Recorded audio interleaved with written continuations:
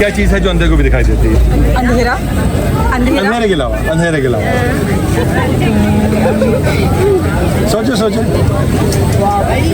वैसे वो आंखों वालों को भी दिखाई देती है। अंधेरा ही था हमारे माइंड में। और कोई नहीं माइंड नहीं, और कुछ नहीं। कोई गेस करे थोड़ा सा। सही ना? अंधे को क्या नजर आता है? मामा आप पे बिलीव कर रही हैं, आप मामा पे कर रही हमारे हैं। फ्रेंड ये तक अंधेरा ही नजर आता है। अभी अगर यहाँ बारिश शुरू हो जाए तो हमारी वो क्या चीज़ है जो गीली नहीं होगी? हमारी क्या चीज़ अभी गीली नहीं होगी? आप बताओ।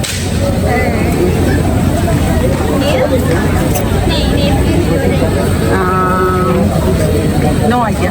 अच्छा उसका हिंट दूँ मैं? जी जी सर। यहाँ करीब करीब में जितने लोग नज़र आ रहे हैं सबके साथ वो चीज़ मौजूद है। अच्छा। सबके साथ मौजूद है। क्या बात है, आंटी बड़े जबरदस्त जवाब दिया आपने। क्लैपिंग आंटी के लिए जबरदस्त क्लैपिंग होनी चाहिए। आप दोनों आंटी से सीखा करेंगे, बस बेटा करें। हाँ।